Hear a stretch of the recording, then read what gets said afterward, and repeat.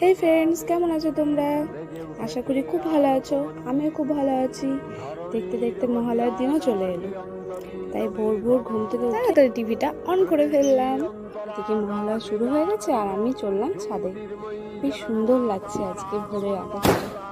এদিকে ছেলে আর বর্মশাই দুজন মিলে বোম ফাটাচ্ছে। বাবা ছেলের কি সাহস দেখেছো? বাড়ির ছাদের ওপর বোম ফাটাচ্ছে। তো যাই হোক, আমি চলে এলাম নিচে। তারপর ঝটপট করে সবার জন্য চা বানিয়ে নিলাম। চা খেতে খেতে একটু মহালয়া দেখে নিলাম। বেশ আগের মতো মহালয়া এখন আর হয় না, তবে তাও তো দেখতে হবে।